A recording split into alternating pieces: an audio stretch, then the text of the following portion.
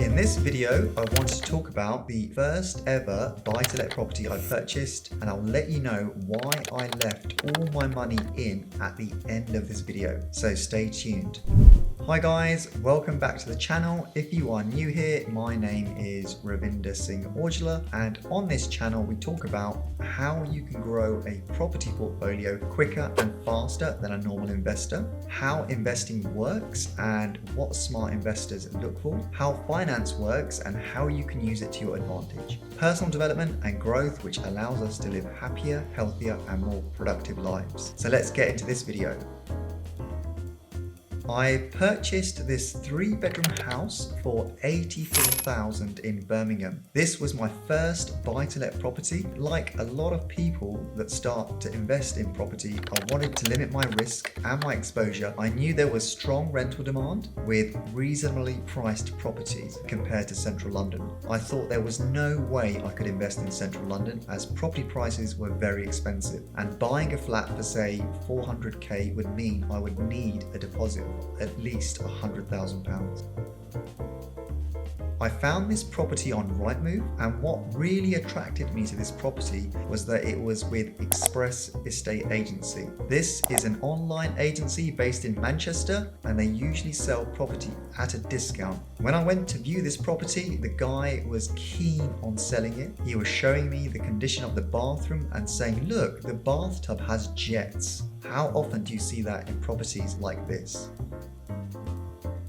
As you can see from the floor plans, there wasn't much scope for adding a significant amount of value in relation to this property. Get the property at 25% below market value and refinance at the market value in order to get all your money back out.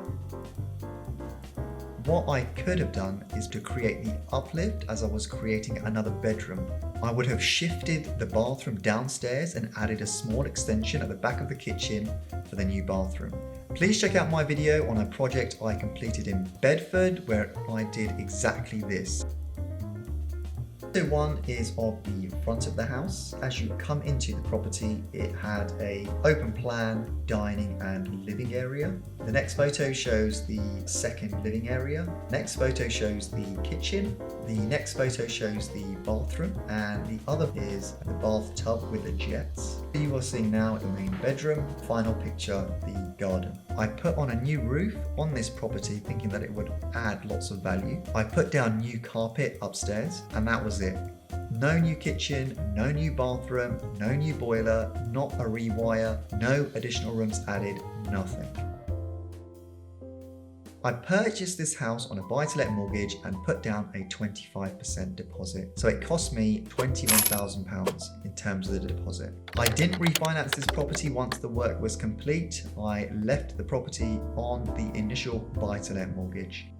The purchase price of this property was $84,000. The deposit needed was £21,000. Total costs for this project were £32,500. The majority of the refurbishment costs were in relation to putting on a new roof.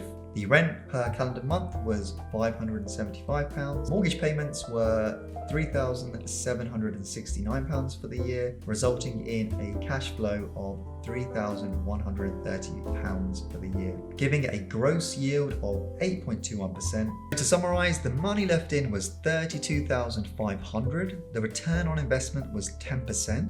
In a lot of my other videos, I usually compare the project I've completed with how a normal buy-to-let investor would compare. But on this project, I ended up as the normal buy-to-let investor.